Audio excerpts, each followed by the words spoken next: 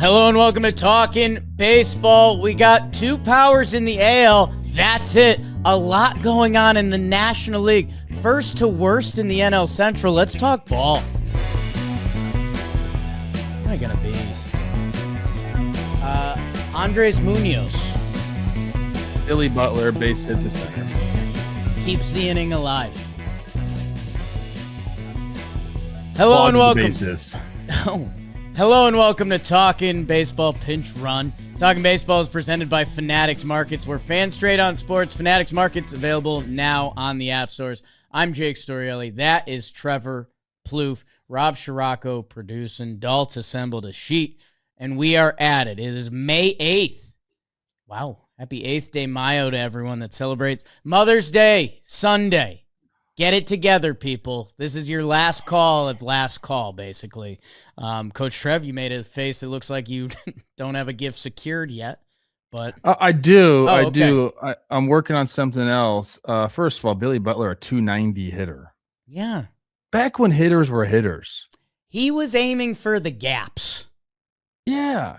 And then could barely get to second base when he hit the ball. These modern hitting coaches would have had him trying to pull the ball like Isaac Paredes, and who knows if it would have worked or not. If you had to guess what Billy Butler's middle name is, what do you think it is? Billy Baseball Butler. Close. Billy Ray. Oh, Billy Ray Butler. That's incredible. Yes.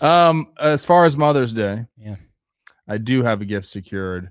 By the way, this is a little life advice. When you first start a relationship, make sure you start really small with the gifts because they just progressively get bigger. Yeah. Because you're just trying, I have to one up myself. It's like hard to go backwards. I'm 17 years into my relationship right now. So every time I get a gift, it's substantial. I am doing a video. I decided to do that. So I got Teddy and Isla actually back out here. Nice. She doesn't watch our show. Let's go. Yeah, I was going to say, hopefully Olivia doesn't tune into this episode. She doesn't. So no offense to our show. Oh. So I'm doing that. I'm going to edit it myself, which is, that's the fix. God. I'm using AI. Okay, I have no shame in that. Nice. That's where I'm at. I got before we get into the baseball, because nobody's here for the baseball. We know what you guys like. You want the life advice. I decided yesterday, I was sick of, I didn't want to watch anything. I put on playoff hockey, but I wasn't into it. And I was like, I kind of want to start messing around with some AI pictures and just messing around with pictures of buddies and stuff. And then I went to download something, and I was a little nervous. I'm just not great with technology. It's just not natural for me. Went to download it, put in the wrong email, quit. Yeah. I typed in, instead of the E that's ends my last name, I hit the S button, and I was like, it's done. They're like, oh, confirm your email. I was like, I can't. And AI linking up together maybe needs to wait a little bit. Yeah. We're going to find our sweet spot. And when that happens, it's going to be delightful. But yeah, we're easing our way in. I mean, Jim is leading the way. I mean, he might be advising the commission. Let's talk baseball. It's Friday, which means we're going to start out with a mopping in the National League. And it's the Chicago Cubbies against the formerly first place Cincinnati Reds. Do not go into Wrigley, folks, because the Cubbies have won 15 in a row at Wrigley Field. There's 2 walk-offs, both by Michael Busch. PCA with the clutch homer. Michael Conforto getting in the act. It's a fun time to hear the song Go Cubs Go, because it's one of the best songs in sports. Reds, feeling it. We thought there was going to be a little bit of regression. We didn't think it was going to come like this. Cubbies sweep 4 games. The Dodgers face the Houston Astros. The Kyle Tucker homecoming. How do you like that? And he showed up in that first game with 2 hits, including a homer. Houston got pitching in the second game, which means they won. Peter Lambert outpitched Shohei Ohtani. He'll tell his grandchildren about that. Sadly, the news out of this story, not Andy Pajez's 3-homer game, Glasnow injury and Correa injury. Woof. Hate that. Dodgers take 2 out of 3. The Pirates take 2 out of 3, and they're plundering on the road this year. Watch out for the road Pirates, and watch out for Paul Skenes, man. Maybe his best start of the season. He retired the first 14 batters, 2 hits in that inning, and it was it. He was nasty. They win a 1-0 game, and they win a 4-2 final game to win the series. Man, Mitch Keller, quality start. These Pirates, Ryan O'Hearn, he's kind of a guy. They take 2 out of 3. Padres take 2 out of 3 from our San Francisco Giants. Just when we think the train's going to get out of the station, they end their losing streak. Rafael Devers hits a homer for the first time in a month. They end up losing. Sungmoon Song, nice to meet you, friend. Welcome to the show. He's hitting. Miguel Andujar keeps hitting. And in that final game, Ty France, Trev's guy, breaks up the tie with a triple. A little defense-induced triple, but that's none of their business. San Diego takes a series. Phillies. Are the Phillies back? They take 2 out of 3 from the Athletics. At one point, when they win those first 2 games, I think they were 8-1 under new manager Don Mattingly. They lose the final game of the set. A's bullpen blows that second game, and they've blown a lot of leads for the Athletics. Where would they be in the standings otherwise? Shea Bangaliers is still out of his mind. And Bryce Harper, people are saying he might be elite, just not his GM. Brewers and Cardinals end up splitting 2 because we get a rain-out postponed game. They'll play 5 in July. Let me know where we are for that one. Jackson Chourio comes back. Andrew Vaughn comes back. Maybe that's the bigger news for the Brewers. And the Cardinals, just where they are in the standings, is kind of mind-boggling. The Mets take 2 out of 3. That should be good news, right? It is. Unfortunately, the final game of the series against the Colorado Rockies ends with a little bit of controversy. A check swing into a grand salami has the Mets losing that final game. Jake McCarthy, nice name, leaves the Mets feeling a little sour, and the Rockies get their 1 win on the homestand. Woof. And the final National League Series we will talk about. The Baltimore Orioles take 2 out of 3 from the Marlins. This was fun baseball. The Orioles take the first 2 games. Adley with the big pinch hit. Go ahead. Shot. It was a hit. It wasn't a shot, I guess. Pete Alonso, 3-run homer. A lot of sliders to him this series. Here's the update. Liam Hicks is a guy. Man, and Joe Mack with the game winner, kind of. Kobe Mayo with the bobble. That was tough to watch. Otherwise, the Birds take 2 out of 3. That's what happened in the National League. Great job, Pa. I had something I was about to say, but instead I'll just give you the standings because that's what the people want anyway. You just read the NL. You know what? Let's mix it up today. Let's start out west. Okay. We're the Dodgers. I'm wearing a Dodger hat today. Deal with it, people. This is my Rams hat. That's also a Dodgers hat. Does it say undefeated? Yeah. Nice. Yeah. I mean, it's a Dodger hat. It's a Dodger hat. Yeah. Okay. I'm all LA today. I'm feeling it out here. Anyways, they're in first place. 23-14 for them. They're 1 game above the Padres. 22-15 for them. The only 2 teams over 500 in that division. Your Snakes, Dalton Snakes, Taylor Jackson Snakes, 17-19. Kelsey Wingert's Rocks, formerly your Rocks, 15-23. And then the San Francisco Giants, bottom of the barrel. Yeah, man. No, there's more weird quotes from Tony Vitello. I'm trying, people. 14-23 for them. In the Central, the Cubs, a 3.5 game lead over the Cardinals, as you mentioned. 26-12 for the Cubs, 22-15 for the Cardinals, 21-17 for the Pirates. And then Milwaukee, 19-16. They're fine. And Cincinnati goes from first to worst over this calendar week. There's still 2 games over 500 at 20-18. And then out east, Atlanta, 26-12. They have an 8-game lead right now. The only team over 500. The Nationals, 18-20. Miami, 17-21. Philadelphia coming, though. 17-21. And the Mets not on their way. 14-23 for them. Those are the standings in the National League. Nobody better. Nobody better, Coach. Yeah, I was doing, I don't know, Jakey baseball brain. I was looking at the standings to see what teams have matching records. The Braves and the Cubs have the exact same record, 26-12, and you might assume that. They've been two of the best teams in ball. Yankees also. I was laughing. The Yankees also. The Mariners and Tigers are both 18-20, same record as the Washington Nationals, which is just like, okay, that's a funny scope. And then the Padres, who we gave a ton of love to earlier in the year, same exact record as the St. Louis Dirty Birds, which we keep kind of just keeping that on our blind side a little bit, because it's like, well, this is something's going to happen. I don't know. It's not happening, and they keep winning baseball games. They do. A lot of people mad at our all JM team that came out, that Jordan Walker wasn't on there. I spent all night just defending, telling people we did the stats through May. And yes, 5 games can make a big difference early on in the season. Analytics only. Anyways. Today's episode is sponsored by Amazon. When life throws you a curveball, Amazon's everyday low prices on essentials help you save the day.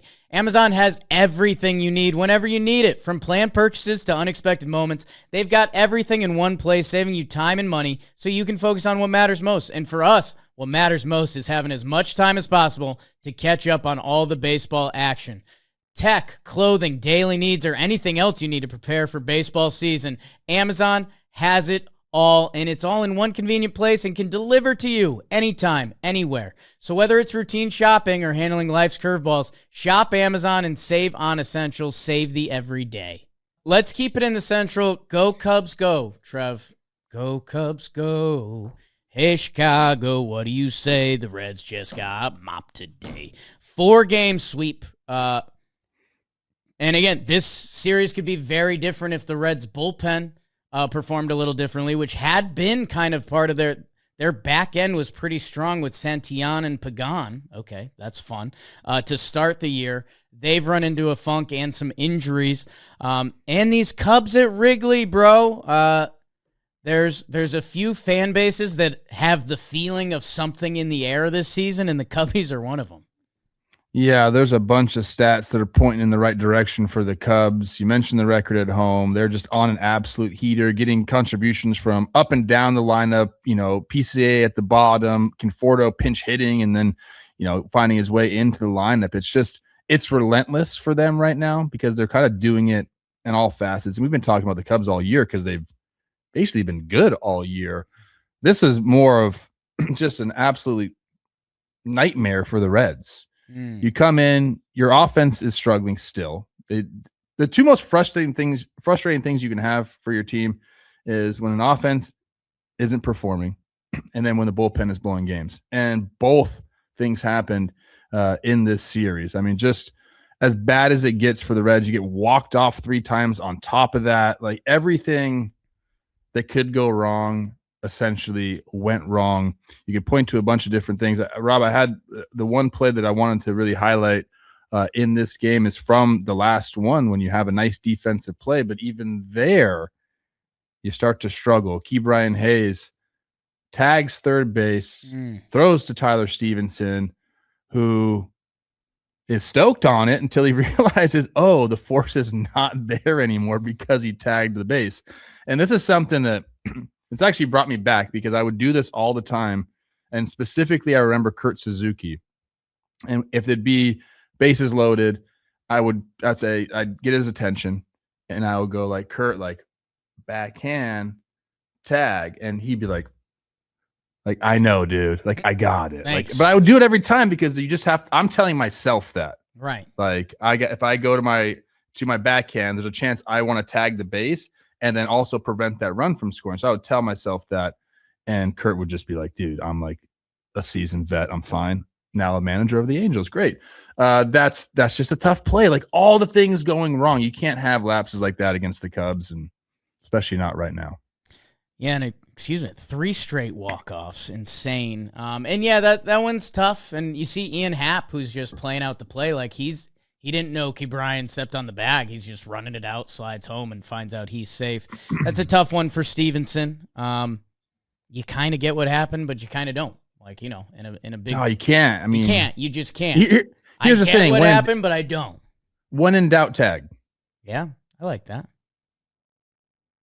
I think that's a great note.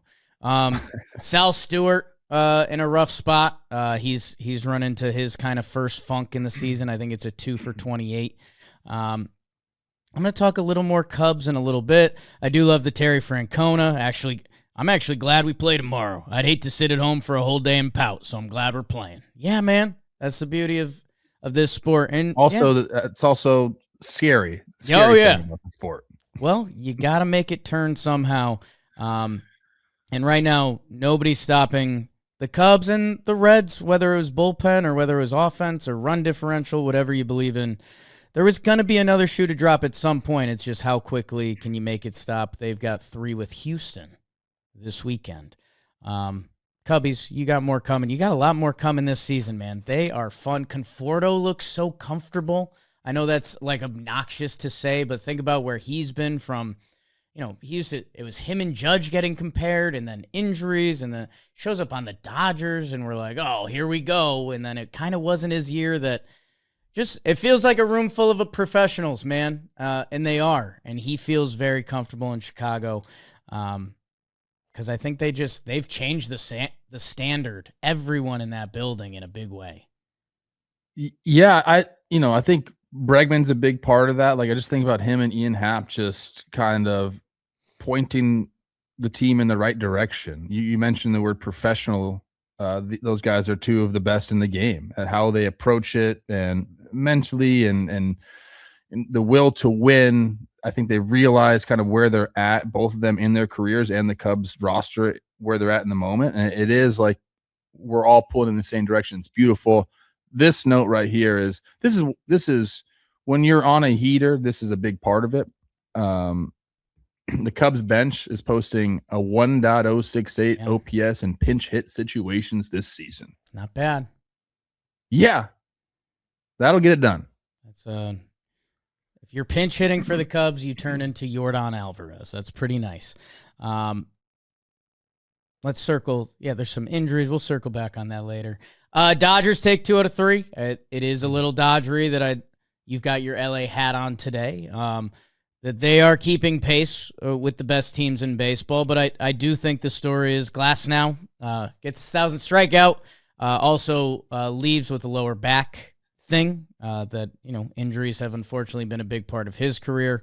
Shohei was in a slump coming into this series, but yeah, man, I don't know. The Astros are still in a bad way. If they get pitching, they win. Look at Game 2.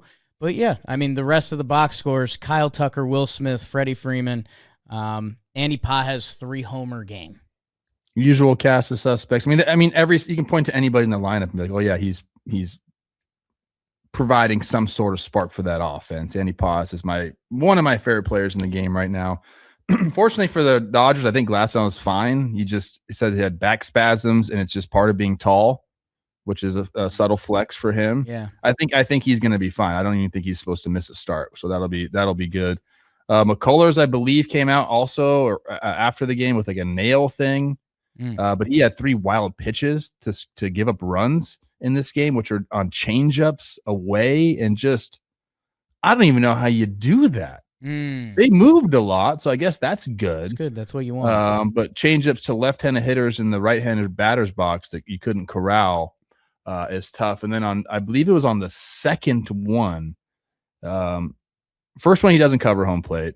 Second one, he goes into cover home and falls and gets slid into. And it's just like, what's the saying there? Like insult to injury or injury to insult? One of those two. You nailed it. Nailed it. Are we watching him right here? Okay. Tough. That's the one he watched. And that's just a tough pitch. Yeah. It's called a wild pitch, but at the same time, I feel like you could corral that back there. Maybe not. You wouldn't have been. Watch this one. He's like, okay, I'm going to get it.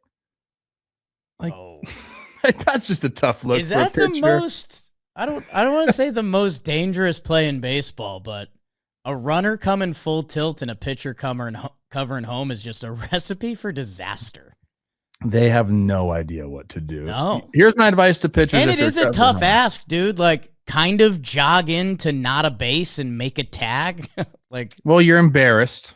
And you're having a bad you're time. frustrated, number one. But they all go in too high. I always tell my youth team, expect a bad throw. Like, no matter what, at any given time, every single time you go to catch a ball, expect a bad throw. That was athletic by McCullers. It wasn't bad, but the sliding on the turtle shell, that looked like a breakdancing I'm not move, knocking kinda. that. That's kind of cool. I'm not knocking that. I might have been seen doing that in parts of Connecticut in 2010. Yeah, Astros just kind of like down bad right now. It's we always say like they're inevitable and that's a windowless house and they're gonna do this. I don't know. I don't have that feeling anymore, Jake. They're tied for the worst run differential in the AL, and I guess glass half full. The Angels and Astros have the worst record in the American League, and it's obviously May, but this is the point. They're both 3 games out of the AL wild card right now. So I realize it's not exactly how it works, but it could be. It could be. But they need pitch. Every time I see them get 6 or 7 innings, 1 earned run, they win that game because their offense is pretty good, although they lose Correa, man, which that was, I don't know, dude. I think there's been times on this show where we've called out the doctors or trainers, whether it was Correa's big contract or, I don't know, the one that got me mad was they saying Alonso wasn't going to age well, which it's like, who's saying that? He already is aged, which is he's already aging. Great for Alonso. We all are. That's pretty brutal. And Correa was off to such a good start to the year too, man. It's tough. I do root for him, and I think I've expressed that over the last couple of years. Just being able to see him in the clubhouse, I think he's good. I think he's one of the guys that I'd want to help lead my team, and I don't like seeing him go through that.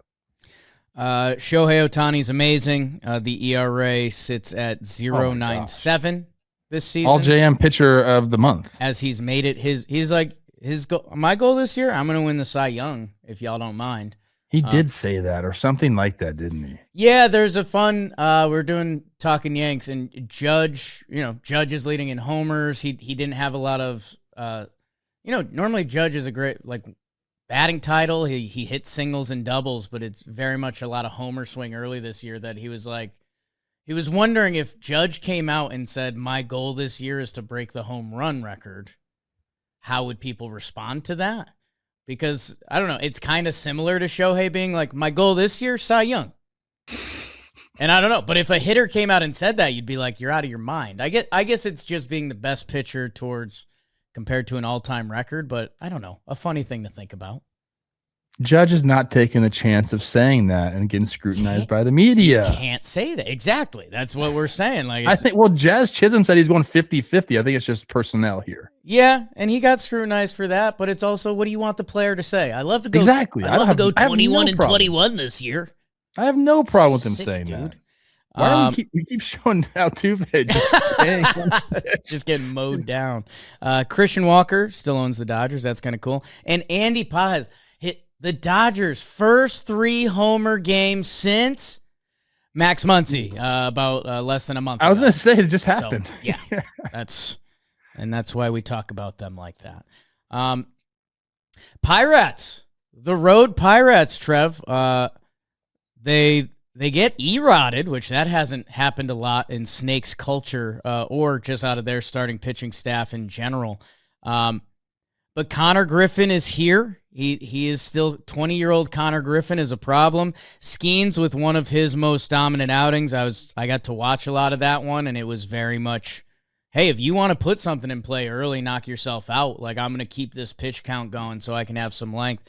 That was cool to say. Brandon Lau, when he's on a field, he is an absolute problem. And these Pirates, man, they what was it? They recorded their 10th road win on May 7th. That didn't happen until June 10th of last year. And they've won 4 consecutive road series against NL teams for the first time since 2015.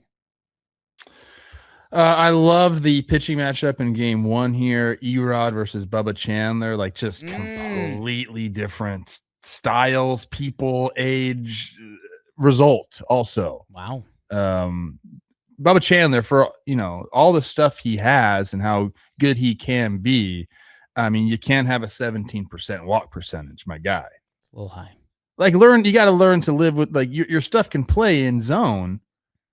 I don't know if it's a thing for him where he's afraid to go in zone or just really can't control. Do you know what I mean? Yeah. I feel like it takes a while for guys, especially young pitchers, to really have faith in their stuff in zone at the major league level. But he's got a guy that can help him. Paul Skenes, tell him what to do, Pa. But Erod, great job there. It's always good to see. And they needed that. The Diamondbacks have not been pitching well. It's their first quality start since April 17th. A-Rod got right there. Ended up winning that one. You mentioned Brandon Lau gets the Pirates ahead 1-0 in both of those next two games. Skenes was phenomenal, had a chance for the complete game.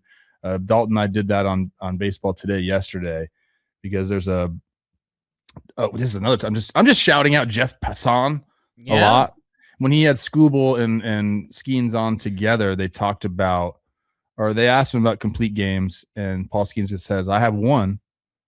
It was only 8 innings, and we lost 1-0. And Skubal just cracks up laughing at him.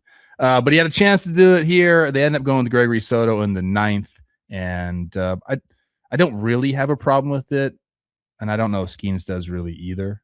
But eventually, I'd like to see this guy throw like a shutty complete game. He seems like the kind of guy that will do it a lot in his career. I think we'll be there. I don't know. I think baseball fans were dreamers a little bit. When I flipped on Skenes versus the Snakes and I saw how good he looked and he hadn't given up a hit, I was like, what if? I don't know. And then infield single, and then he gives up a real hit from the stretch because pitchers can't adjust initially. And then he basically goes into perfect game mode again after that. And that's where I wanted to give a mini shout out. Pirates bullpen.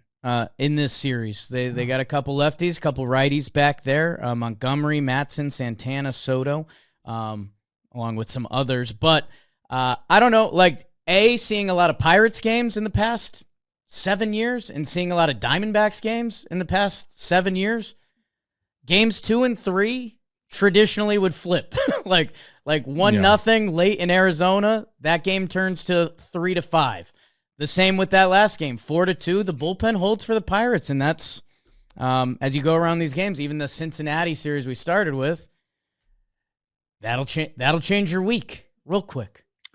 I've said this before about the Pirates. I am rooting for them big time. Like, I really want them to be successful. I want them in the playoffs. I want Connor Griffin to be everything that we think he can be. I'm also extremely terrified of the social media clips that will be out there of my earmuffs, my dumbass saying stuff about Paul Skenes not pitching in the playoffs for the Pirates. Oh, well, yeah, it'll be there. Good news. And Coach, I know I'm kind of stomping on your business right now. Today was the first day I looked at the quote unquote playoff standings, because I was like, what does it look like? The Pirates are the last team in right now, a half game up on the Brewers. The AL's so ugly, bro.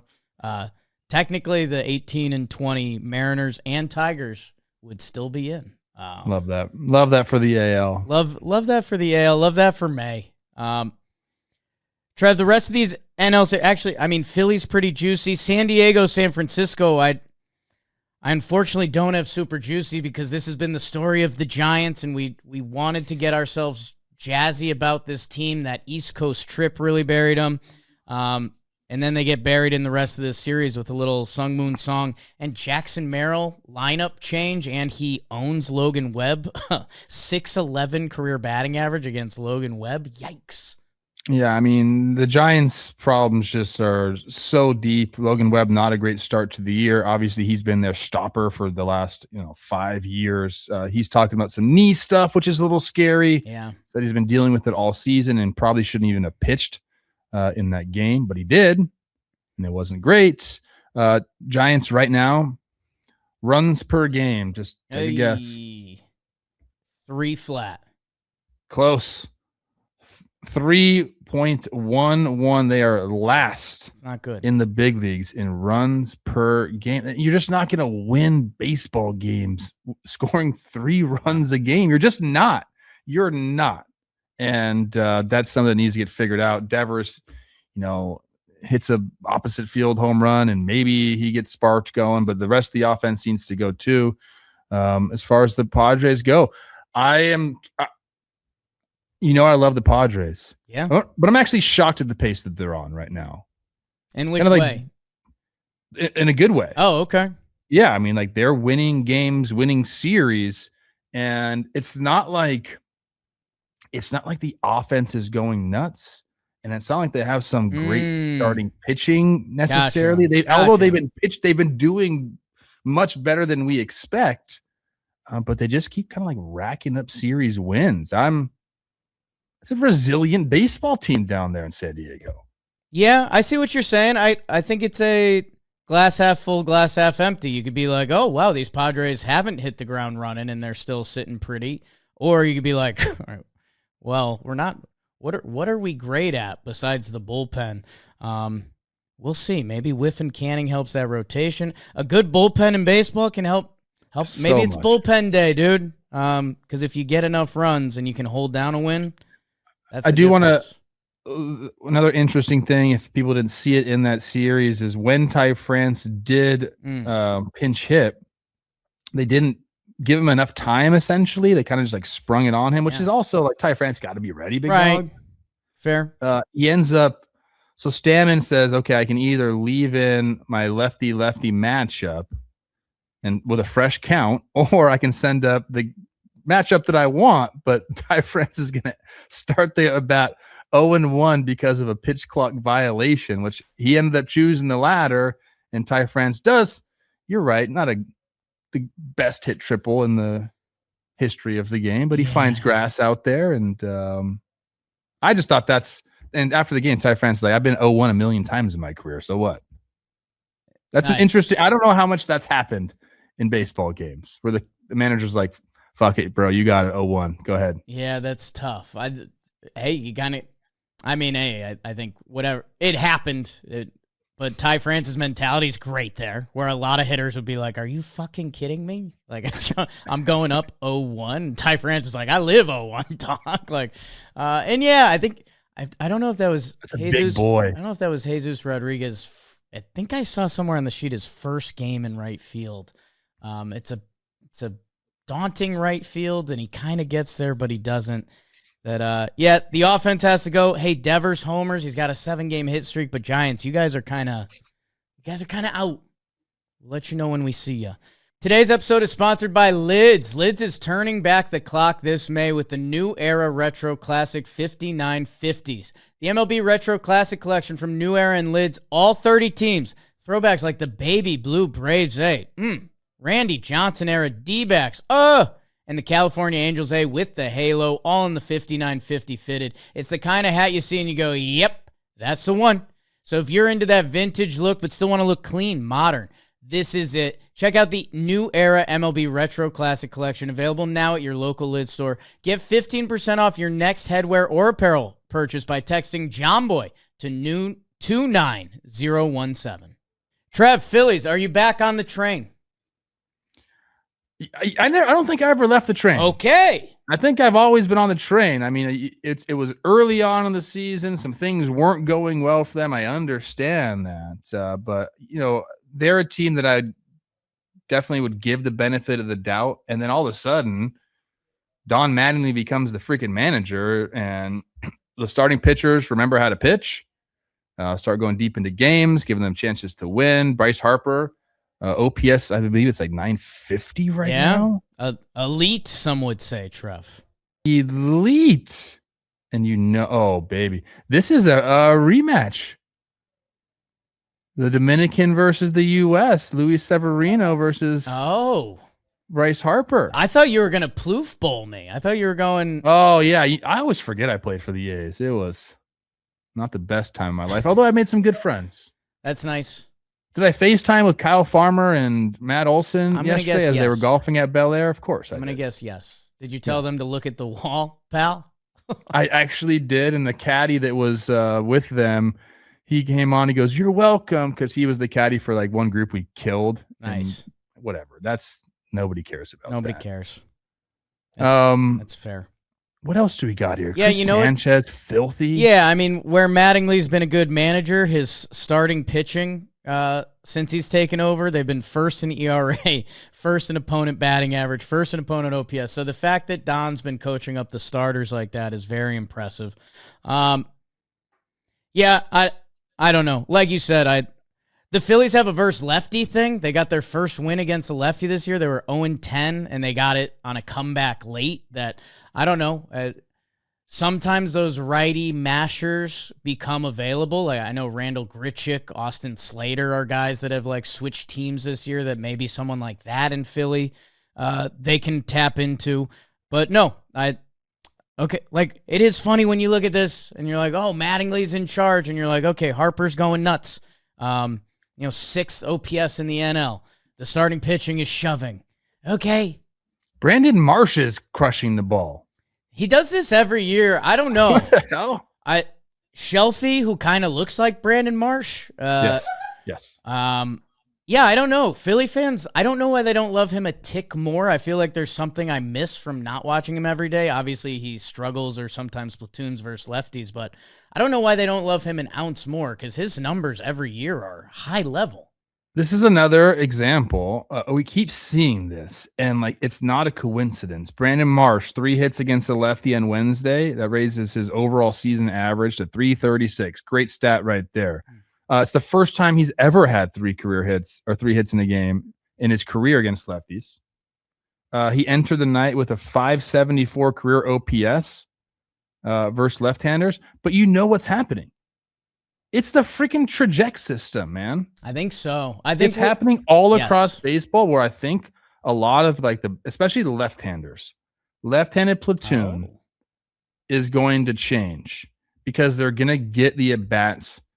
That's the only thing that's keeping lefties from like being good against lefties is they just don't see him a lot. And the ball's moving away, but like the main thing is that they don't see it enough. Traject changes that. So if you're at home, these guys are just banging out at bats against lefties. It's going to help them. So I think that's the case. Go Phillies, go. They're gonna be fine. Little talking athletics. Trev, I'm gonna ask you if is a 338 batting average good? Yes. Is a 391 on base good? Very, very good. Is a 1.031 OPS good? Yes, very, very good. Is leading the league in hits good? Yes. Is 2 WAR in 33 games good? Really good. Shea Langoliers. Yeah. And then the other new dad, right? New dad. That got a shout out on the air there. Know what else I was going to ask you? This is getting a little off the deep end. Have guys always been so good at hitting fastballs in off the plate? Because I feel like I watch highlights every night, and guys are hitting, like, the pitch mark will pop up, and it's in. Like, it's, wouldn't be borderline at all. It's not like it's going to hit them, but guys just beat the ball to the spot. That I don't know. I feel like I'm seeing more of it than I can remember, but I just may have not been paying attention to it. I don't really know how to answer that, for being honest. Like, okay. You definitely, if I had to pick, can I hit a ball well, or like hit it for a homer, a ball that's 2 balls off the plate in or 2 balls off the plate out? I'm obviously choosing in. Okay. That makes sense. And then a lot of guys, I don't know how long Shea's arms are, but that's also a thing. Willingham used to say that all the time. He goes, I'm a big guy, but I got little T-Rex arms. You're not getting inside. Kitchen's closed.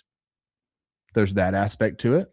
Guys with longer limbs probably want the ball out over the plate a little bit more. So if I tell you 2014 Plouffe, hey, this is probably going to be a fastball in 96, 2 balls in off the plate.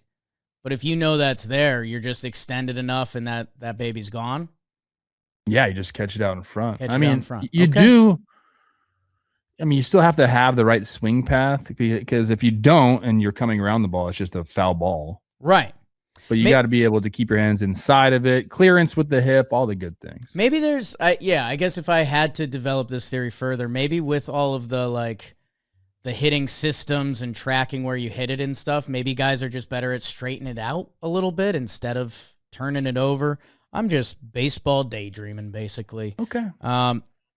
Let's see. The rest of the National League, Coach, Brewers Cardinals split 2. I think the Brewers update is Vaughn and Churrillo are back. He had 7 hits in this series, 4 for 4 his first game back. That's nice for only Milwaukee's 6. Offense. He only had 2 the next day. Only 6 hits. Milwaukee's offense. There's a lot of talk about what they're doing. They're not hitting homers, but they're still their runs per game. I have this page up right now. My bad. 6th in baseball. 5.17 runs per game. They're not slugging, but when they get on base, they're getting these guys in. They're obviously taking the extra base, stealing bases, all those good things. So to get Vaughn and Churrillo back, 2 guys that can hit homers, look out. Look out.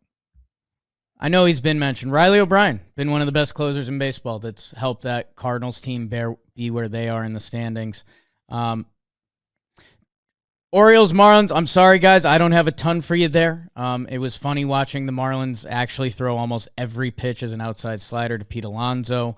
The Marcy catch was awesome, and Taylor Ward's just having an amazing season. I think people need to know that. I don't have too much from this series, Coach.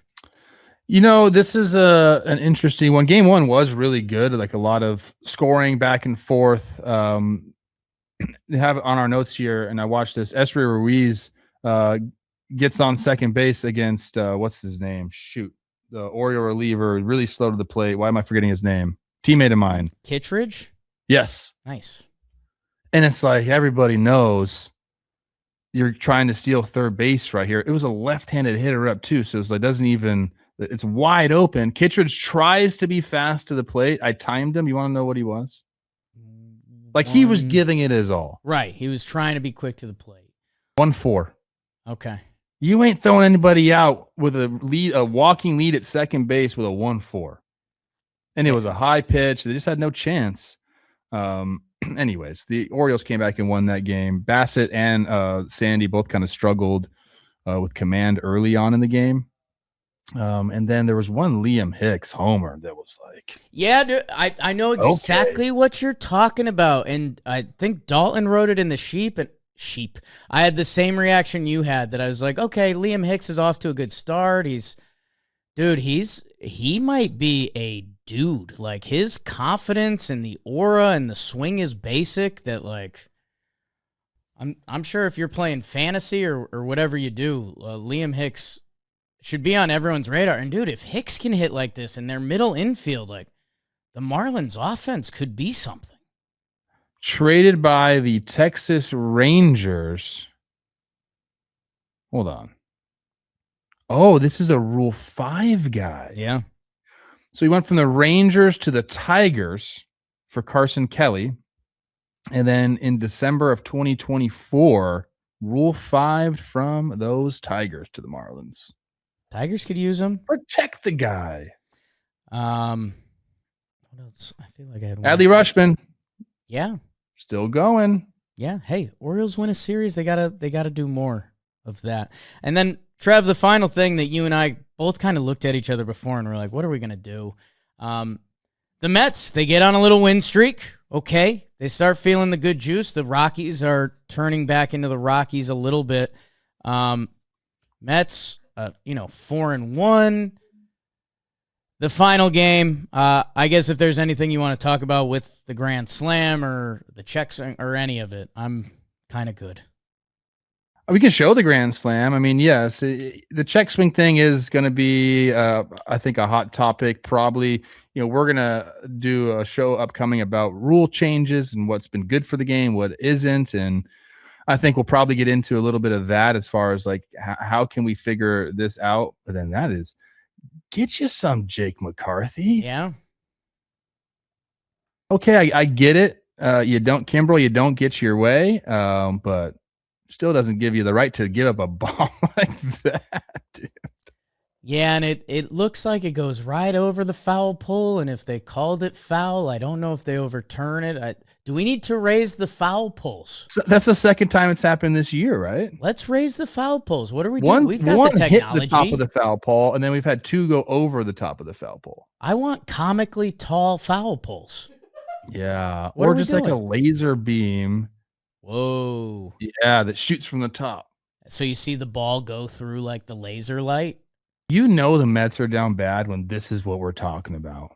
Hey, laser beams. I think they'd prefer we talk about this. Although they were tasting it for a little bit. Carson Bench is happening, Trev.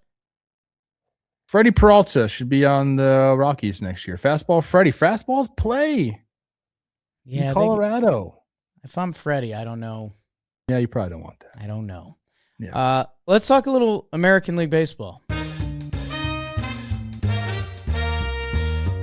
We start out the Sox, kid. The Boston Red Sox sweep the Detroit Tigers. I'll tell you what, Peyton Tolley can play on my team any day.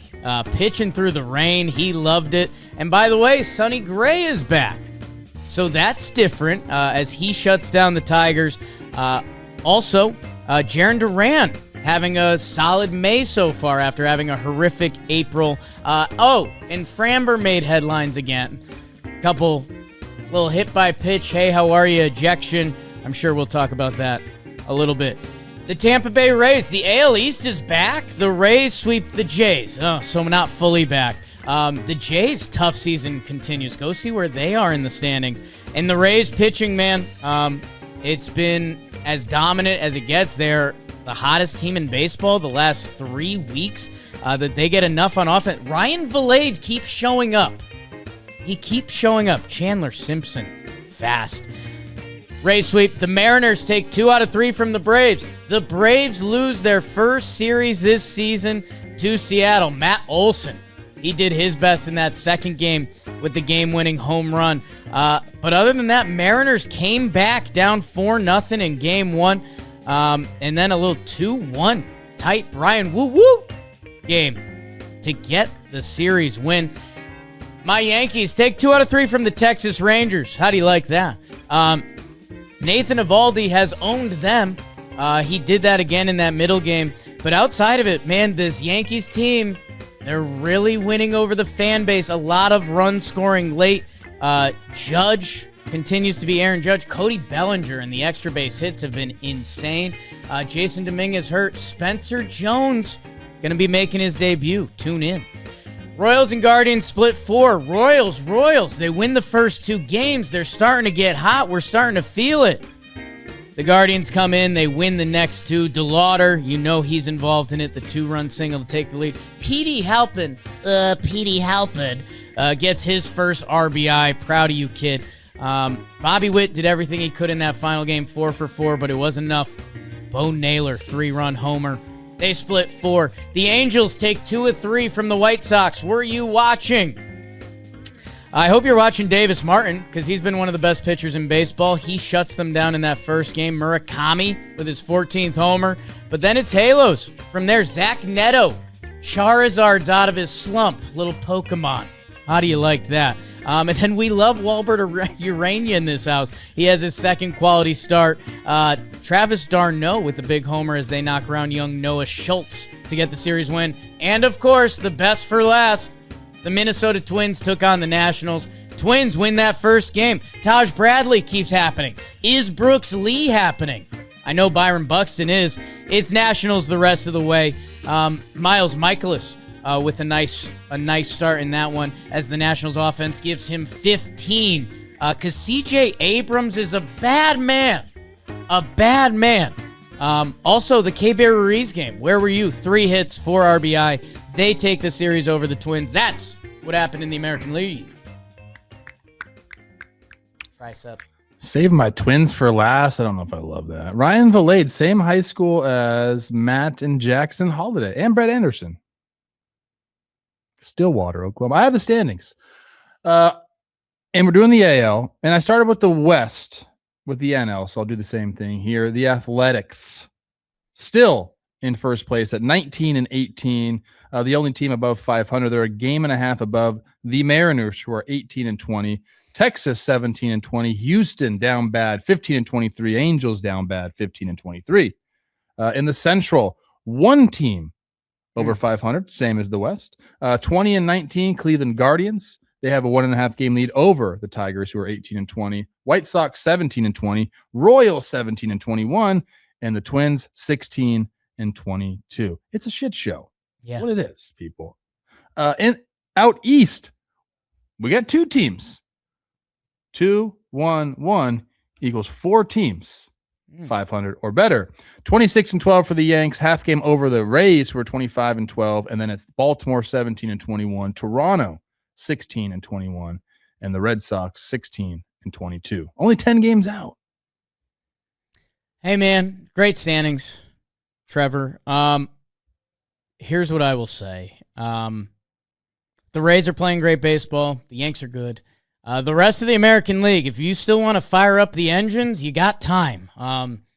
The Guards and Athletics on top of their divisions, one game above 500 each. And yeah, man, the Boston Red Sox, I want people to think about this, at 16-22 are technically 2 games out of the wild card right now. Like, we're still at that point of the season that if Chad Tracy's Sox figure it out, and they did for a series, they sweep the Tigres. Coach, I do think the conversation, and I don't know yet in my head that Boston lost last night, but they did. I guess your thoughts on the Framber incident. I feel like, did we talk about it in the midweek a little bit? No, we didn't. So I guess the people want to know what you think about it. I think he hit Trevor Story on purpose. I think you're right. I don't know if there's any way around it. This actually caused a lot of drama throughout baseball. If you don't know, Framber gave up 2 homers right before this. He'd gotten shelled. And it was the first 4-seamer that he'd thrown all year. And there's no pitch that has a pitch profile like that. So it really seemed like it was intentional. After the game, we got to say this. He said it wasn't. Yeah. Then I think his manager said it was. He did. Basically. Some quotes about AJ Hinch saying, usually when you go out in the field, you feel like you're on the right side. Yeah. Didn't feel that way this time. So it was intentional. He didn't even appeal his 6-game suspension, which is what he got. AJ Hinch had to get suspended for 1 game. I have a spin zone on it. Okay, great. Could it be the day that the Red Sox season turned around? You get in a little scuffle, brings the boys together, because there had been some weird quotes coming out of their locker room, a little bit of bickering amongst each other, and sometimes you need a little I got your back, you got my back thing to get you going. So I don't know. That's kind of my spin zone on it. Framber needs to figure it out, dude. Yeah. And the problem is now it's like they have to rely on him for the foreseeable future. Scoobs is out, had surgery, loose bodies in the elbow, and he has to be the ace. For the Tigers to stay in this, he has to be the ace. And I don't know if he's there mentally right now. Yeah.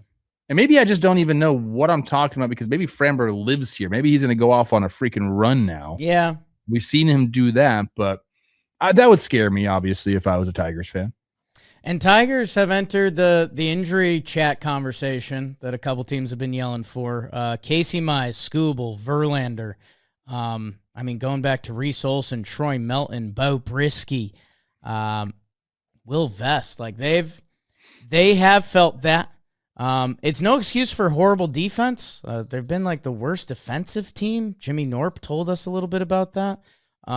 Very interested to see their next steps. And the Sox, like I said, I know we've mentally put them in a very different place, but still a lot of baseball to be played. Getting Sonny Gray back helps. Brian Bayo with a nice bulk appearance. So you need the Jimmies and the Joes still have to do it in this sport. That'd be interesting if we just got a opener for Brian Bayo and you just turned it around. It's a weird thing. It kind of works. He cut his hair too. Well, that's what matters. Maybe he did. I can't really see that video right there, but he had the last time that Chad Tracy took him out of the game, he had longer hair. Okay. That does help. Can't hurt. Sometimes you just need something different.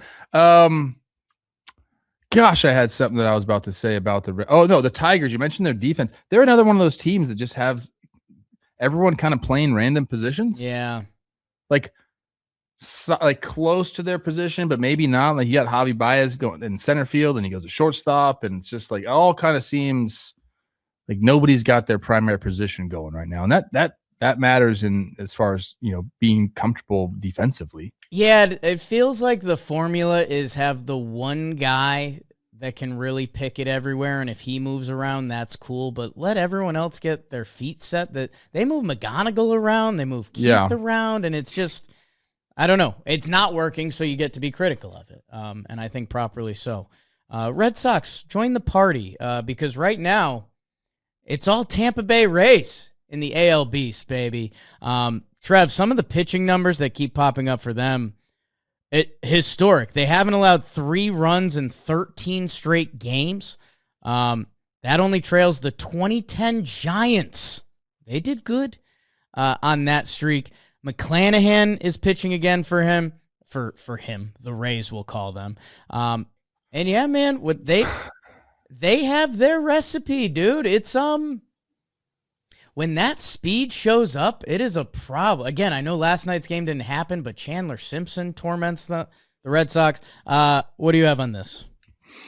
I think the Rays are becoming a real problem because of that pitching staff. I mean, that's the anchor for the Rays right now, what they've been able to do. And I love that McClanahan's coming back looking like this. Show that pitch again, Rob. Yeah, that's absolutely filthy right there. What?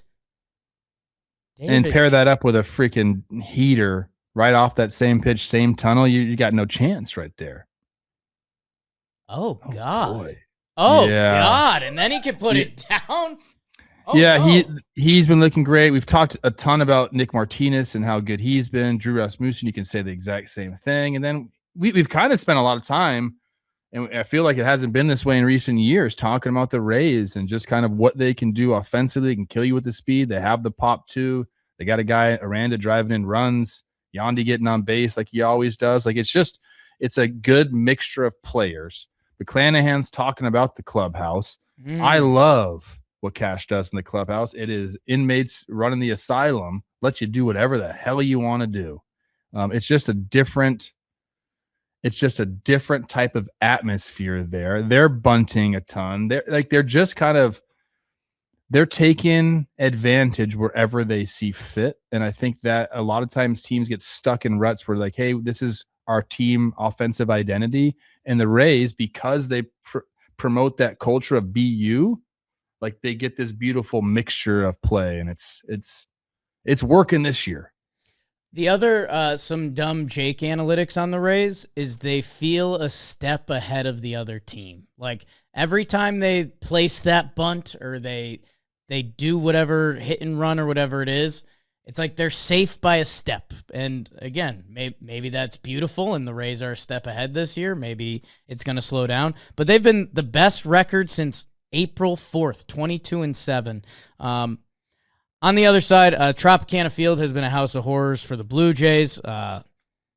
29-52 since 2016. The injuries continue to roll on, and like again, Jimmy's and Joe's. Like Patrick Corbin gave them a great effort, but he's someone they didn't know they were going to be tapping into this year. I don't know. I know we're kind of keeping it moving. You've got a little Okamoto coming up, Coach Trev. Okay, yeah. And maybe we'll get that there. Today's episode is sponsored by Shady Rays. Shady Rays are built for real sports fans. No more squinting through the sun to track a fly ball when you already have sunglasses on. Their polarized lenses help you track that fly ball, read the scoreboard, and see the ump blowing that final call at the plate. Oh, no. But their lightweight frames won't slip, whether you're at the ballpark, golf course, or watching the game outside on the patio. And there's 2 amazing things with Shady Rays. 1, loss and broken protection. If you lose or break them, even right after you get them, Shady Rays replaces them. No drama, no stress. Just a new pair headed your way. The other thing I love with Shady Rays, how about a discount code? Talkin50, 50% off 2 or more polarized sunglasses. ShadyRays.com, code TALKIN50, 50% off 2 or more pairs of polarized sunglasses. Go check out our friends at Shady Rays.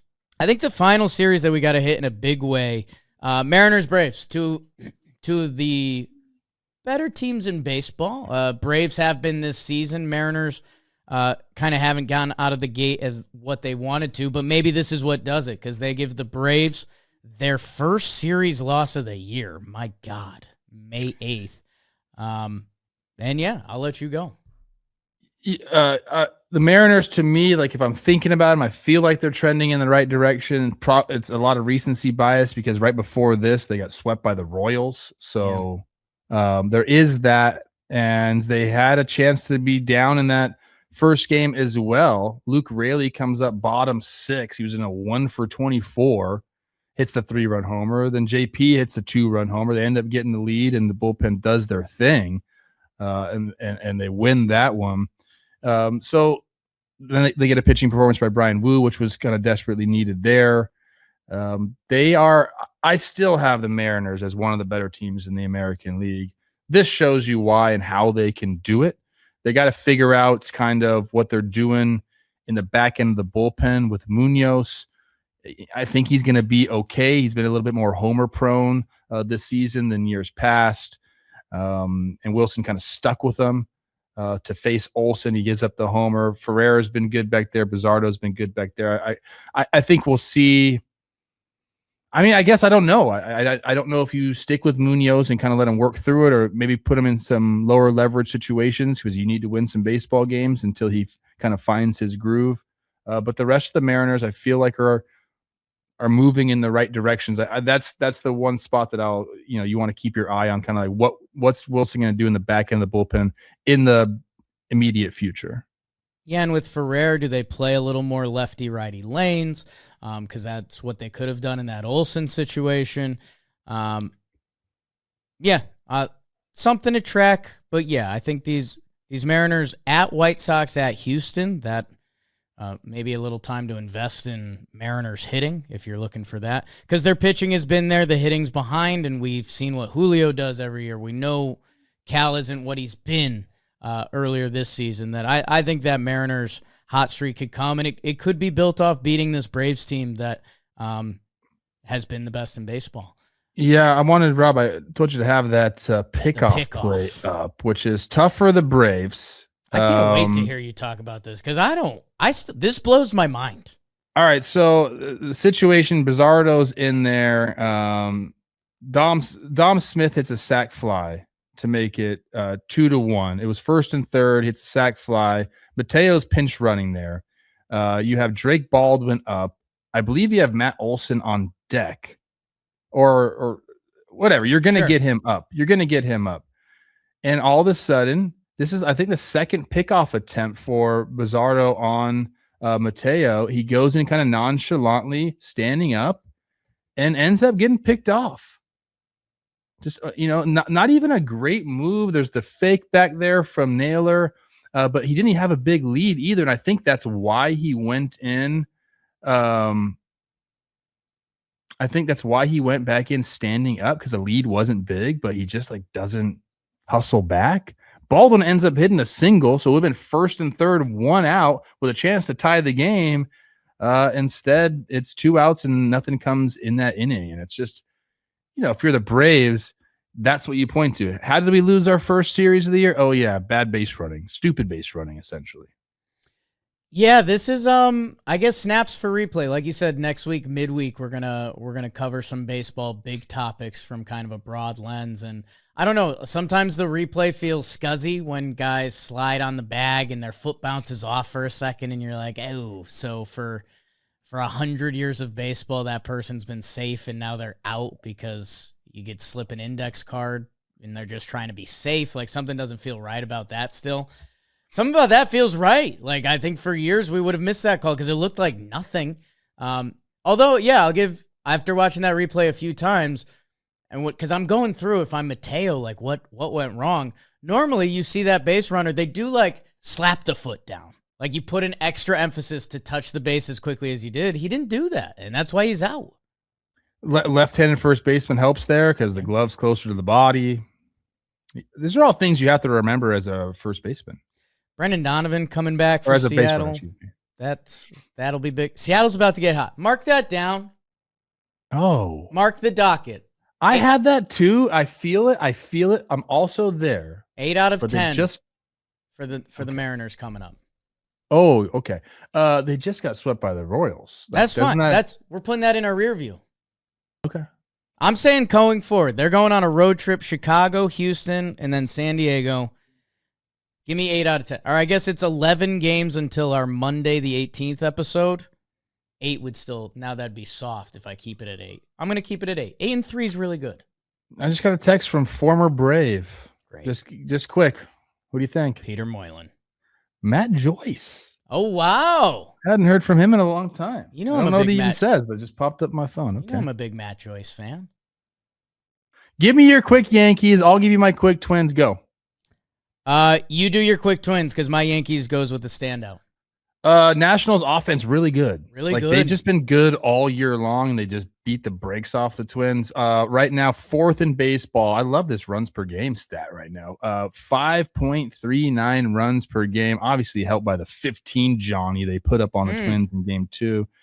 Bailey Ober, tough one there. He's actually been like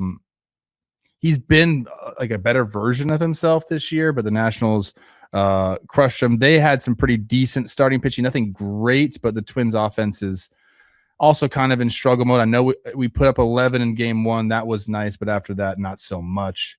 Simeon Woods Richardson, I don't know how long he is for the rotation.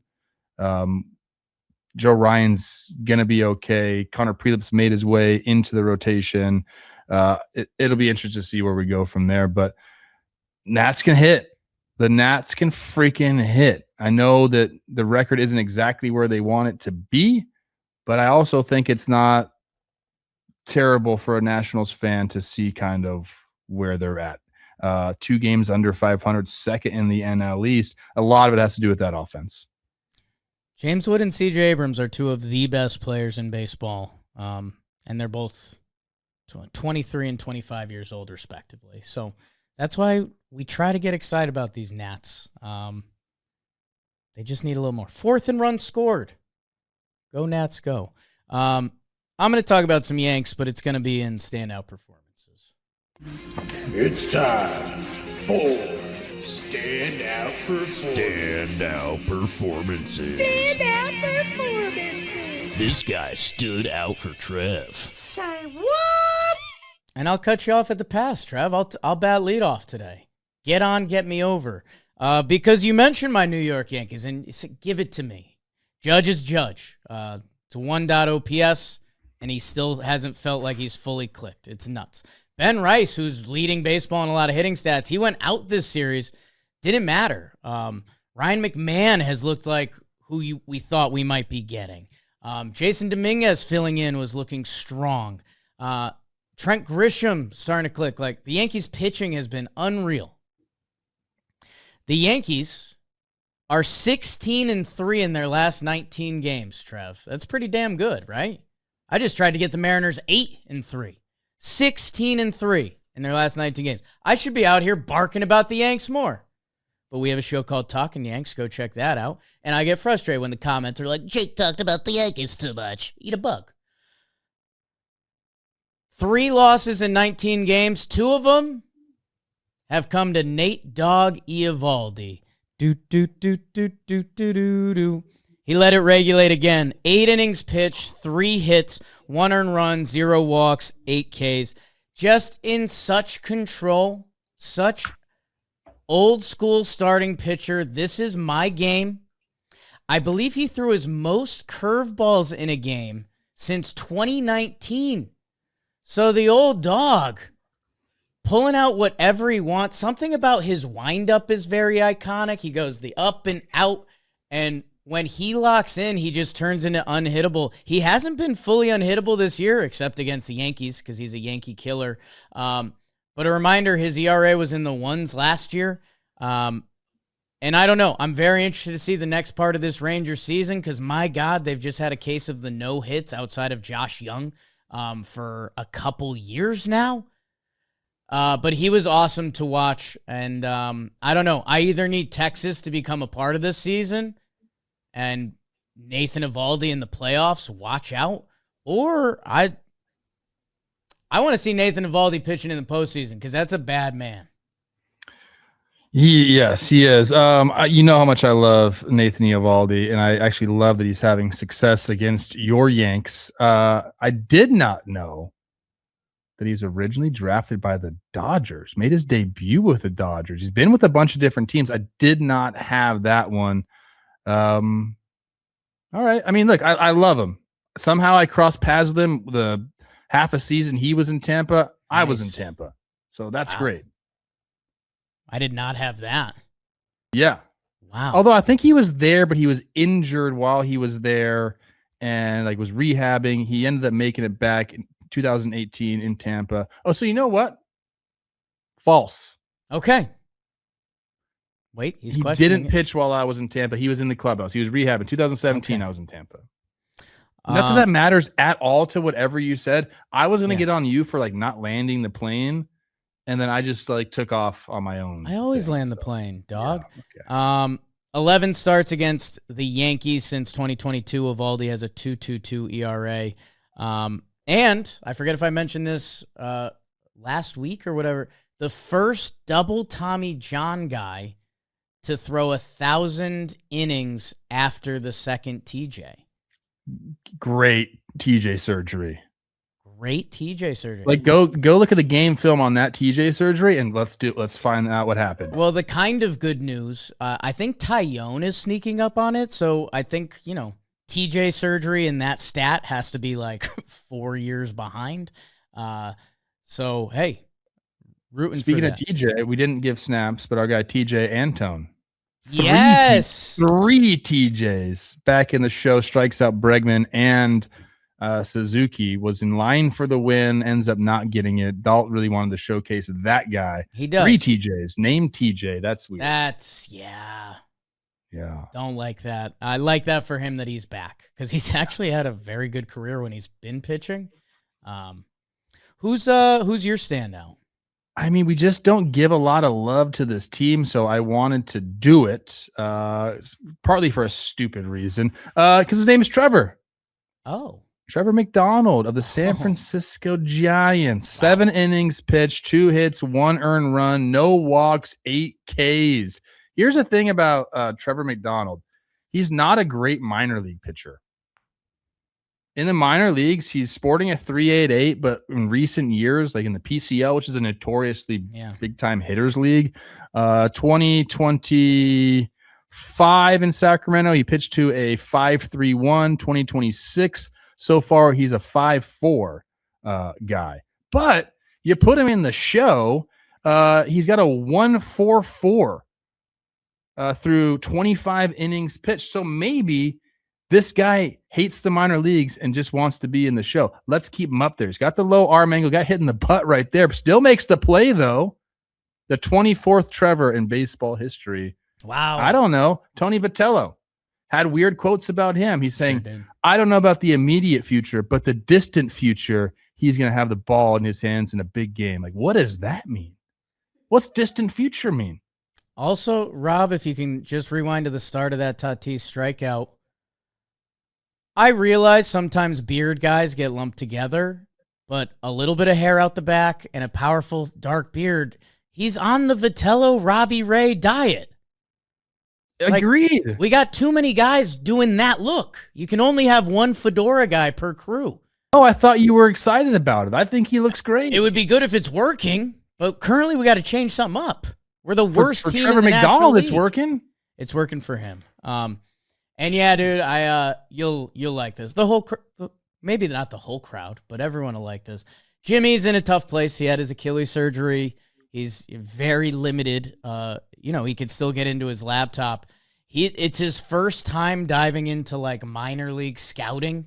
That's where he's looking for time. And I'll tell you what, you mentioned the PCL is a noted hitters league. Also, Jimmy has been shocked watching minor league defense. That he's like, the amount of balls that, the outfielder doesn't get there, so it's a double, that'll hurt your pitching ERA. So when you're scouting your minor league pitchers, they might not be getting the defense behind them they expect. And you mentioned a league like the PCL that maybe Trevor McDonald's ready for the show in those important innings. He just wants to be in the show. We all want to be in the show. How about us highlighting the pitchers, Trev? Because, it could have been Davis Martin. It could have been Christopher Sanchez, who was nasty. It could have been a boatload of hitters. I'm hoping they're all on Fuego. Dirt nasties on Fuego. That means I'm on fire, baby.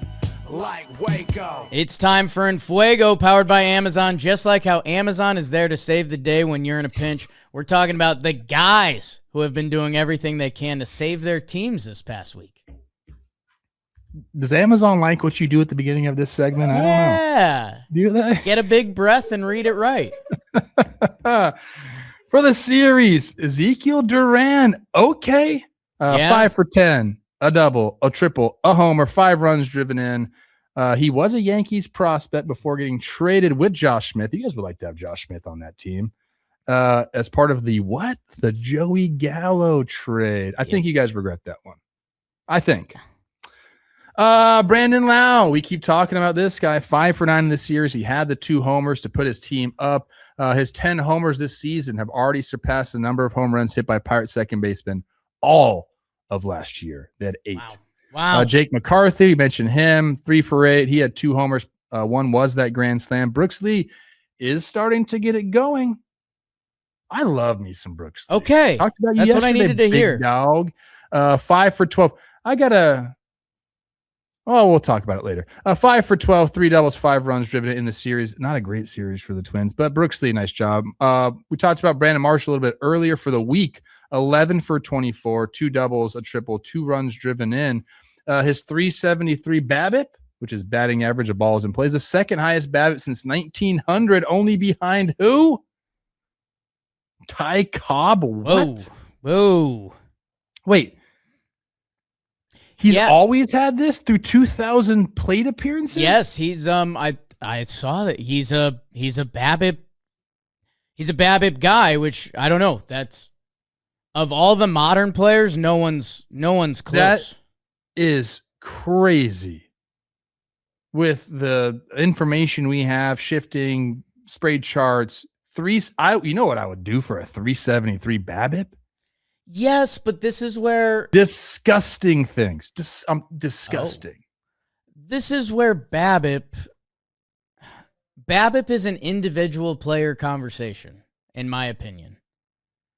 That some guys swings. I'd be a freaking $100 million, $200 million player if I had a 373 BABIP. Right, but how Brandon Marsh swings the bat, his hits land in a certain, like we've seen. This is now 2,000 play. Like this isn't a small sample. This is what he does. I don't even know how to explain it. Whatever. I need to move on because I'm getting pissed off right now. Nice. Otto Lopez, 12 for 29, 2 doubles, a homer, 4 runs driven in. He extended his hitting streak to 10 games, and he's hit safely in 32 of the Marlins' 38 games this season. He's crushing left-handed pitching, best in Major League Baseball with a 429 average. He's also hitting 400 with 2 outs this season. That's the best in the National League. Ryan McMahon, your guy, your third baseman. Yeah.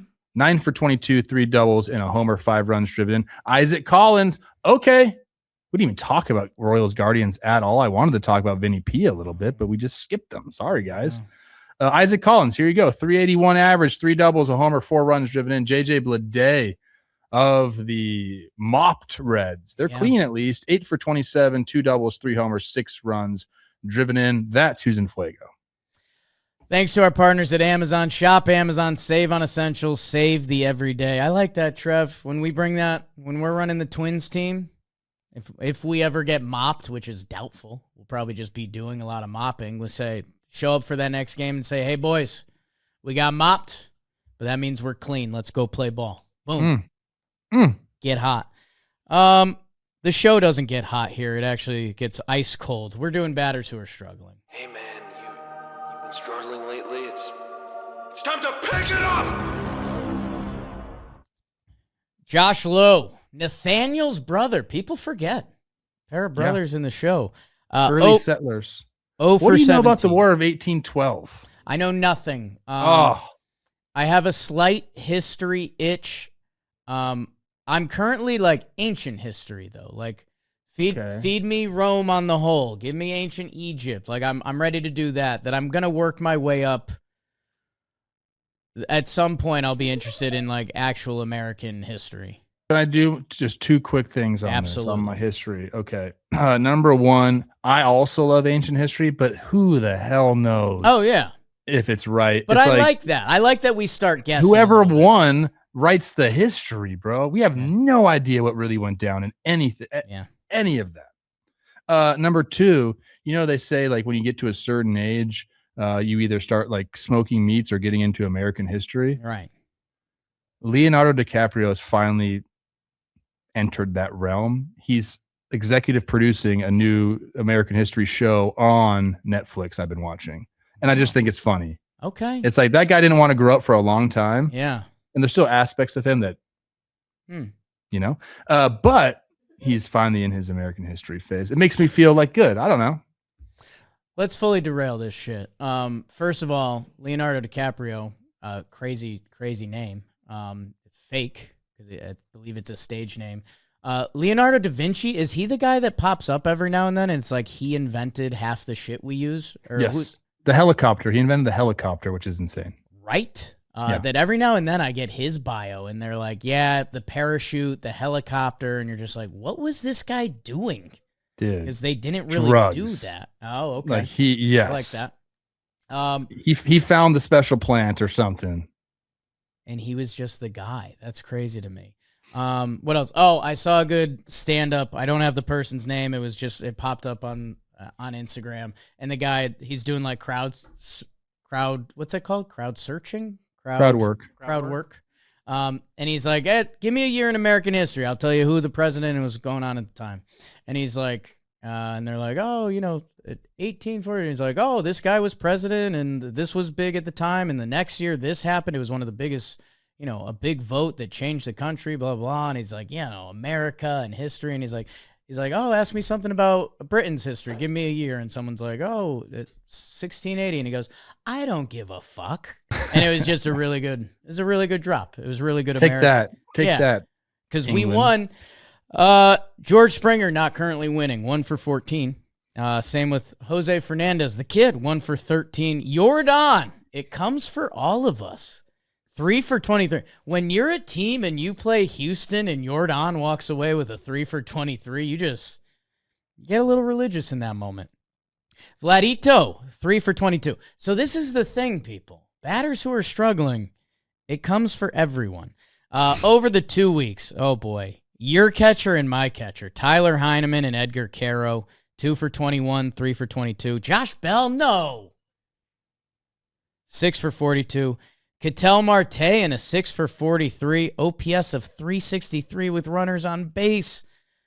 That'll change. It's the lowest in the NL. And Ramon Laureano, a couple of my faves at the end here. 5 for 35. Slugging 260 against starting pitchers. It's not what you want. The only thing you want less is to be on the IL. I'm out here. God, yeah. Don't listen to this. Danny Colum with cervical spasms. That's rough. A couple weeks, hopefully. Austin Hayes back to the IL. I hate that. Eric Miller in that San Francisco pin. Scooble was obviously one of the bigger news this week. It'll be interesting. They're saying 4 to 6 weeks is possible. I mean, what does possible mean? But obviously, that timeline and that amount of starts that Scooble could make or miss is going to be very important. And how careful is he with his free agency?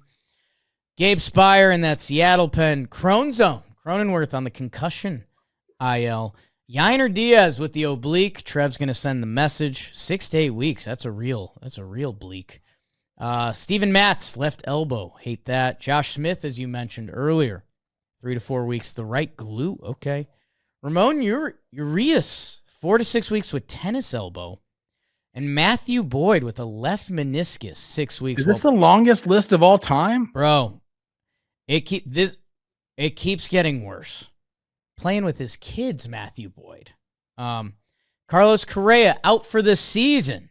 Emilio Pagan tore his hamstring on the bump. Gleyber Torres left oblique. Roman Anthony right wrist. Jason Dominguez into the wall. We'll see. That's your IL. I mean, I'll say this. This is our biggest returning from IL of the year. Jackson Chourio. Give me one, Trev. Let it rip. Chourio. God, when was that? March? WBC. Couldn't tell if that guy was the whitest guy of all time or the most Latino guy of all time. We'll never know. Chourio is back for Milwaukee. Sean Murphy for Atlanta. Remember when he was like the best catcher in the game? Now they've got another guy. Yeah.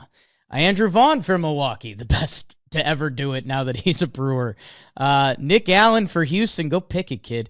Duran out of that Philly pen. That matters. Iglesias out of Atlanta's pen. That matters. McKinsgoat for Detroit. Kirby Yates, Sonny Gray. Alek Manoah with some weird quotes. Back for the Halos. Brock Stewart, Trev, for your Dodgers. Couple other bullpen guys. Yuki Matsui, Steven Kolek for Kansas City. Can we start everyone's weekend? Awards! Go, King. I am going with the Changes Award. And there's like change is such a it is a word and a concept that has just really had some massive quotes around it. You know, you could think be the change you want to see in the world. Who said that? Be the change you want to see in the world. That is, I don't know. It's Teddy Gandhi. Roosevelt. Gandhi. Shit. Come on, bro. I don't know. The only constant is change. That was Heraclitus. I might have not said that right. I don't know if I said that right. That sounded like a prank phone call. Is Uh, there a hairy clitoris there? Winston Churchill said, to improve is to change, to be perfect is to change often. We had a big change, and it started April 18th for our guy, Kazuma Okamoto. Oh, okay. And I'm curious about the science behind this. I'm a hitter, so I should probably know. He made a change in the batter's box, moving back in the batter's box in the middle of a road trip and said, I'll just do this. Went back, and right now, Bobo has it up. He went back a good, how many inches did he go back? I had it up here. The move was from 20.9 inches in the box, which starts at the, they talk about the front of the plate there, all the way back to 27.7 inches deep. So for reference to the rest of the league, 20.9 is considered like further up in the box than average, and 27.7 is considered farther back than average. And there's no right way to do it, essentially. And that's what I was trying to think as a hitter. Like, is there some science that we could really back up here? But like a ton of guys who are really good hitters stand in the front of the box. Jose Altuve, our guy Ildemaro Vargas is way up in the box. And then there's guys way in the back of the box. Like Ozzie Albies, I think, is the furthest back in the box there is. A lot of home run hitters tend to stand further back in the box, bigger guys, whatever it is. Maybe there is some sort of science we need to figure it out. But doesn't really matter. Okamoto has found his swing since April 18th when he made the change. You won't even believe these numbers, bro. 308 average, 400 on base, 708 slugging for the 1.1. He's got 8 homers and 19 runs driven in 18 games, dude. So what a difference it's made. And basically, it helped him against breaking balls. That was the biggest thing that changed for him. He was chasing a lot of breaking balls out of the zone, and now he's laying off the pitches out of the zone and also swinging more at the breaking pitches in the zone. So it's just made his overall – he's just given himself a little bit more time to see. So typically, you know, again, like you'd think, move back in the box, give yourself more time. It makes sense to me. I never did it. I was a middle of the box guy. Maybe I should have been a back of the box guy. but it's just something you don't even think about. Like you stand where you stand in the box. Every once in a while, I'd get up on the plate or maybe move off the plate, depending on where guys were coming with their pitches on me. Sometimes if you had a sinker guy or a sidearm guy, I'd move up just a tad bit to try to get rid of some of that sink and get the ball a little higher in the zone for me. But I think that's going to be something, especially because we have the visuals now. We can track all this stuff. I wonder how often we're going to see guys start tinkering with this. That's really good. If you go to Baseball Savant, check that out. It's a really cool visual to see. I wonder if we're going to start to get into a little bit more science with it. And depending on your height, your bat path, maybe we'll go more pitcher specific. I think there is something coming there with where you're in the box.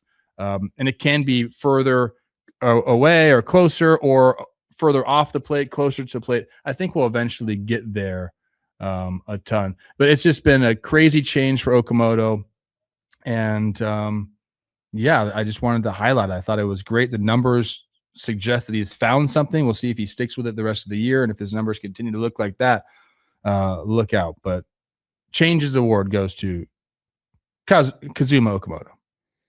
Yeah, you're right, Trev. There's definitely a next level to it, and I don't know what it is. I'll tell you what, it used to be fun to watch Rizzo, and I guess Cubs fans, you guys watched him a lot more than I did, but there was a few times where he would guess change up and he would move up in the box, which it feels mind-blowing, but at the same time, maybe it shouldn't. Like if we were doing what does baseball look in 2060 as where your batting stance is it different for each pitcher? But we talk about how important it is for hitters to be comfortable and bring this back to the kind of, I might have lost some people before about the fastball in conversation, but where your point of contact is, now that we've put such an emphasis on pulling the ball and launching the ball, that yes, like where you're standing clearly is a major factor that I wonder if that does become more of a sport. Because like you said, kind of the old school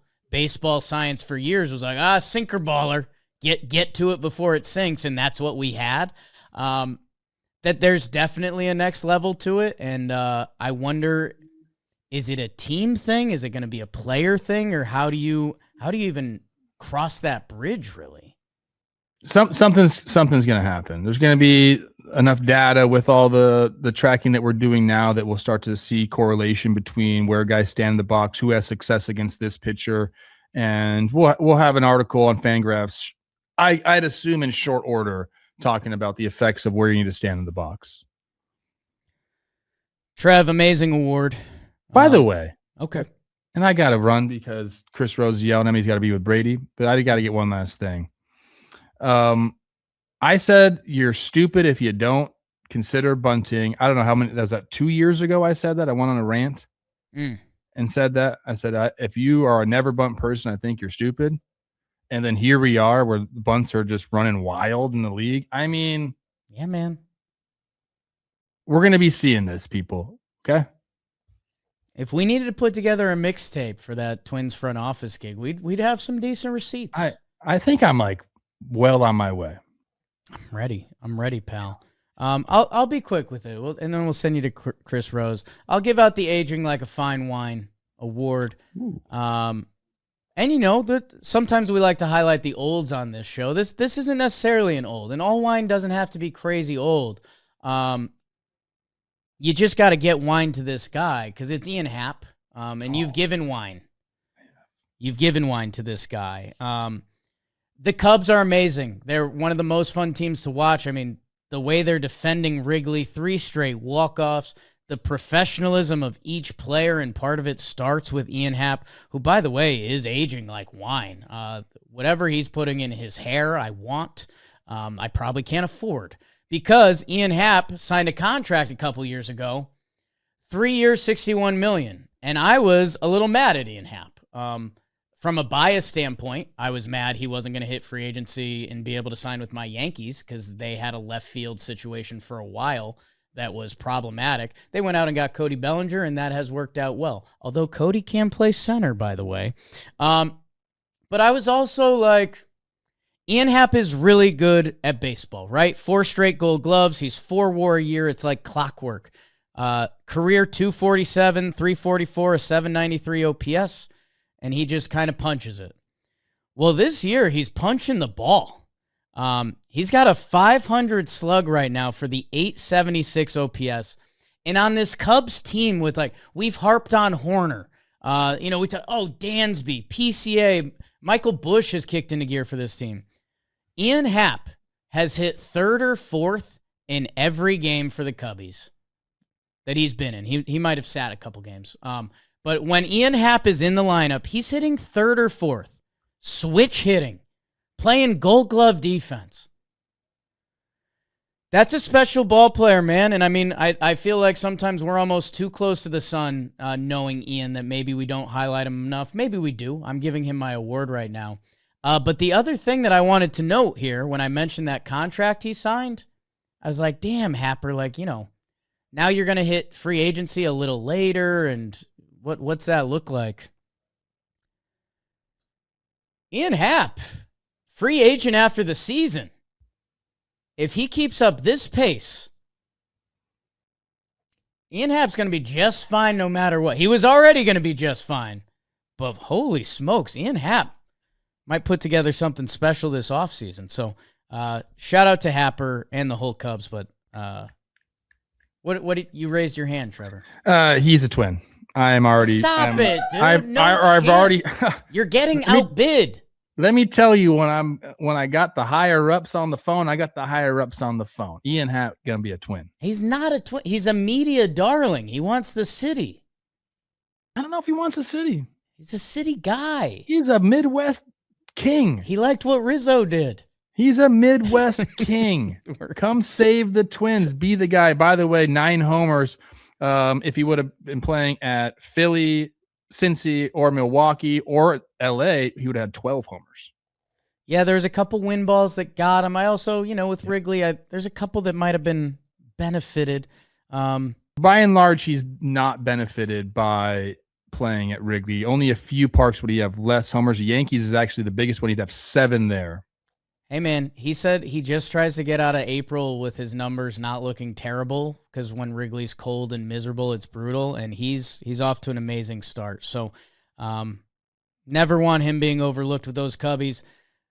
Don't overlook Coach Trev. He's hopping over. He's doing more grinding with Chris Rose on Baseball Today. I hope your team wins this weekend. Enjoy your baseball weekend.